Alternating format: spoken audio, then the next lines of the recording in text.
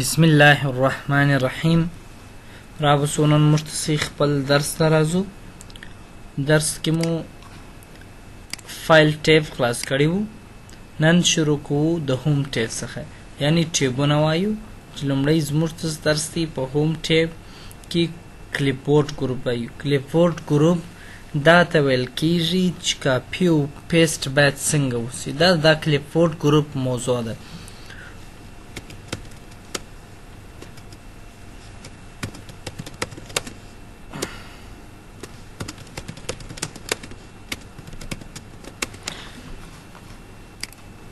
لیکنې ساز به سور غټ کو.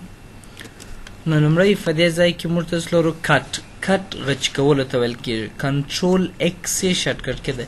د کټ وظیفه دا ده چې دغه لیکنه چې موږ کړې ده دا د دې ځای څخه ایسته کړي. په دې ځای کې ضرورت نشته. کنټرول ایکس یې شارټکټ کې ده. نو په کوم ځای کې یږدي؟ هر ځای کې چې ستاسې زړه وغواړي چې کښېږدي. مثلا فرض کړه دا لیکنه د عنوان چې ما کندهار لوړ لیکلی دا باید لاندې راسي. نو دلته موږ لرو پیسټ، کنټرول وی شارټکټ ته دلته راته پیسټ که هغه دلته څه کېږي؟ پیسټېږي. دویمه خبره بل چې لرو، بل په دې ځای کې لرو کاپي خپله دا معنا لري چې هم چې دغه لیکنه دلته پرته وي هم چې بل ځای پرته وي. کنټرول سی شارټکټ کې ده.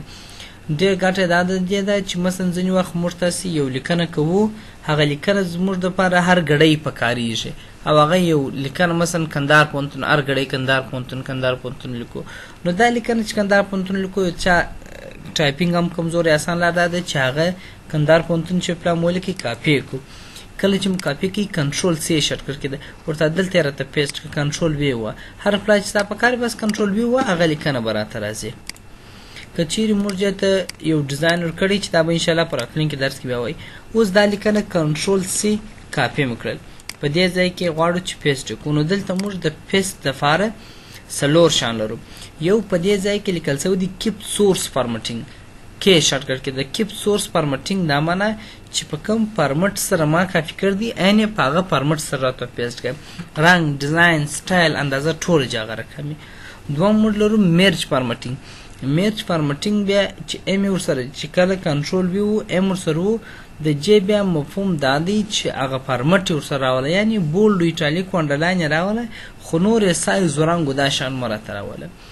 بل په دا ځای کې لرو پیکچر. دا د عکس په شکل ته پیسټ کړي. ګوري که تاسو وګورئ دلته که وګورئ وینئ یوازې هغه ساده لیکنې دلته راته راولي، او دلته که راسو مثلا یوازې پیکچر عکس راولي چې دا ټول عکس دی. بیا د عکس سټینګ دی، موږ د عکس دپاره سټینګ ټاکلی سو هغه سټینګ پر اپلای کېږي.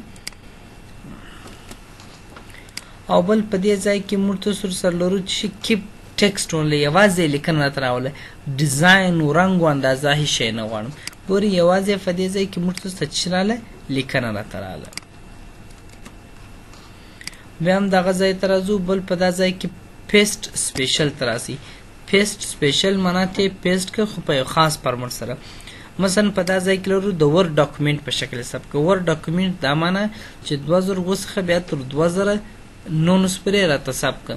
نو دی تا ته وایي ډسپلی از آیکن. آیا د آیکن په شکل یې درته کښېږدم و دلته بیا د آیکن شکل هم تغیرولی سي چې یا آیکن چې په دې شکل نه وي په دا شکل چې نه، دلته د آیکن شکل تغیرولی سو. اوکې که اوس دلته موږ ته سته آیکن دا دې کړېښول سو. هر کله چې زموږ دغه لیکنه پکار وي ډبل کلیک ورکړو هغه لیکنه په یو بل فایل کې راخلاصېږي.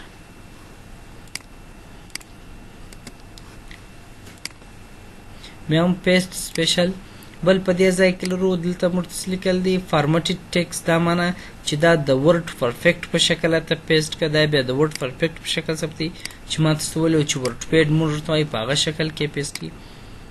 بل په دې ځای کې موږ لرو پلین ټیکسټ په شکل چې موږ ته وایو، یا د نوټ پیډ په شکل یې پیسټ که. هېڅ رنګ، هېڅ دغه هېڅ ډیزاین، هېڅ شی به کار نه پکې درته کوي. په دې ځای کې پلین ټیکسټ ته راسې کړه. نام پلین ټیکسټ دا خو انفارمټډ ټیکسټ دی، دا پیکچر دی، دا پلین ټیکسټ دی. نو دا د دې ډولونه دي چې ته په کوم شکل کې غواړې دلته موږ په هغه شکل کې پیسټېږي راته.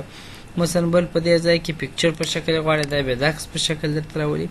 که تاسو ورته ویل چې پیسټ لینک دا معنا چې ارتباط ورسره ورکړئ. که ما په هغه ځای کې تغیر راوستی دلته چې بیا خپله په اتومات ډول تغیر راسي. اوکې دغه اصلي فایل ما ته اصلي فایل هم ورکړي چې کوم ځای اصلي فایل کوم یو دا اوس جو اوس په دې کې متغیر راسي په بل کې د خپل په اتومان ډول راځي چې په یو کې تغیر راولو په بل کې خپل تغیر سره راځي دا د پیسټ سپیشل وظیفه بل په دې ځای کې یو بل شی هم سره سیټ ډیفالت پیسټ کوواړو چې د ټول مل د لپاره ډیفالت پیسټ وټاکو چې زه کنټرول وی وهم همیشه په کم فارمټ کې پیسټ سره راځي یعنی د ټیکسټ په شکل د کیپ سورس فارمټینګ په شکل میرج فارمټینګ په کم شکل دا دلته ټاکو دا به ان شاء الله الرحمن چې کله مشتاسي ورډ پروګرام خلاص کی د ورډ په پای کې به مشتاسي ورډ اپشن وایي دا دی چې کله د فایلو تر مابین سپیس ټو کاپی کو باید څنګه سیټ الته بیا وایي بل په دې ځای کې که تاسو ګورئ دلته یو کوچنی کلیپبورډ ګروپ لرو ډایلاګ باکس راته راخلاصېږي کله چې موږ یو پلا یو لیکنه کاپی کړله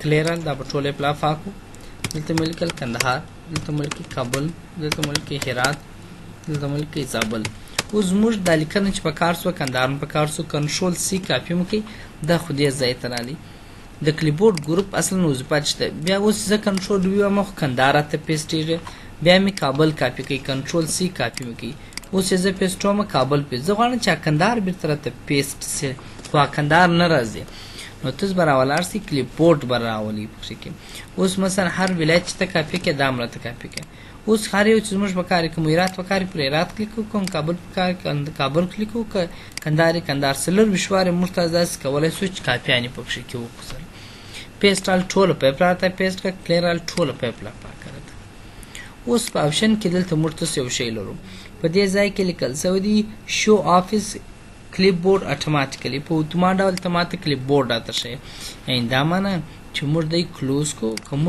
یو شی کافی کو دا فایل موږ کاپی کی دا کاپی سو اوس هر کله پیسټو دا پیسټ ک بیا ته کابل کاپی کې دای په اتومات ډول ته کلیپبورډ د تراولي په دوا مواري فاول ورنه ځکه په اول واري خدای کافي سي چې کنټرول وی وای دی پیسټي کدا ته دوه درې فایل کاپی کینې بیا د کلیپبورډ ته په اتومات ډول خپل راخلاصيږي دوم بل په دې ځای کې دا ټک مارک ایستو کو بل په دې ځای کې لرو شو افیس کلیپبورډ وین کنټرول سی پریس ټوایس کله چې ما کنټرول سی دوه واري ولته د کلیپبورډ راخلاص کین دا معنی چې کله زه د شارټکټ کې کنټرول سی خو د کاپی شارټکټ د کې دوه واري وم نو بیا ته کلیپبورډ راخلاص کی اوکې تا کلوز کی اوس که چیرې مرتضی بل کنټرول سی کاپی دوه واري مال نو د مرتضی په اتومات کلیپبورډ راخلاصي دریم په دې ځای کې لرو کلیکټ ویتاوټ شوینګ افیس کلیپبورډ ته دا ماته راوله خو د کلیپبورډ یې مرته شي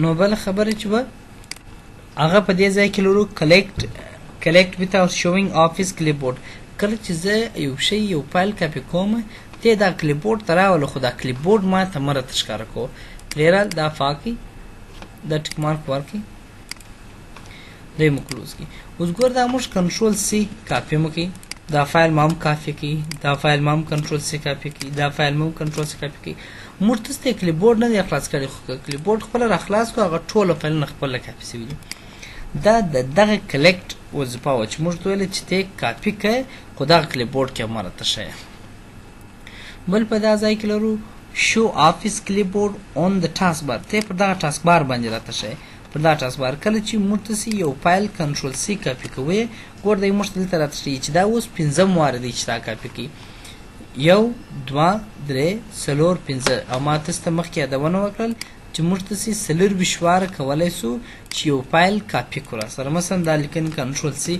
کاپی کډوار په پلاکه ګور وځ شپږ وارس چې کاپی سوي تر سلر بشوار په کاپی کېږ نور نه بل په دې ځای کې بل ټک مارک چې مرتضی لرو دا خو مرتضی دلته وشول دغه ټک مارک اصلا دوز پاو دا کلیپبورډ چې مرتضی راته شي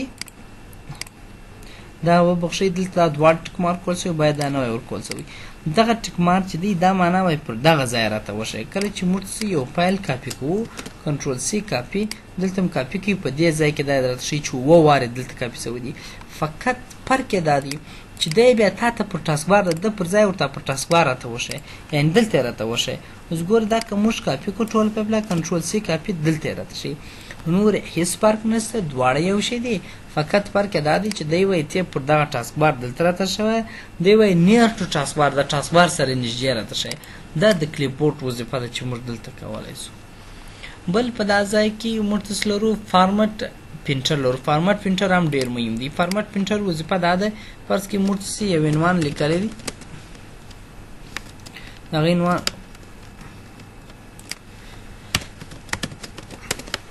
لیکنه مور سره کړی ده، دا عنوان ته مو یو ډیزاین ورکړی دی. فرض که دا بیا وروسته انشاءالله الرحمن راتلونکي درس مو د هغې مابین دې کې مو راوستل یو ښایسته ډیزاین مو ورکړی دی. اوس فرض کې موږ تاسې شپږ اووه عنوانه لیکلي، غواړو چې دغه ټولو عنوانو ته دغه یو رقم ډیزاین ورکړو، هم چې دغسې هیډینګ ولري، هم چې دغسې په مابینځ کې دا چې موږ تاسې داسې کوو هر عنوان انتخابوو، زموږ وخت ضایع کېږي. نو موږ په دې ځای کې ولاړ یو. دلته ورته وایي چې فارمټ پرنټر دا معنی چې د رنګ کافي که پر دا نور خطو باندې پیسټ کرته دا داسې کار کوي عین لکه په یو سطل کې چې رنګ پروت وي، په برس باندې هغه رنګ راواخلو پر دیواله یې وموښو، نو هغسې رنګ وکړو. نو فارمټ پرنټر دا معنی چې د فارمټ راته کاپي کړه، دی کاپي دی اصلا، خو د ده رنګ و ډیزاین کاپي کړه پر دی یې راته پیسټ کړه، یعنې هغسې ډیزاین وکړي. بیا ورته د رنګ فارمټ راواخله پر دی یې راته پیسټ کړه، نو ټول عنوانونه یو رقم ډیزاین ته راځي.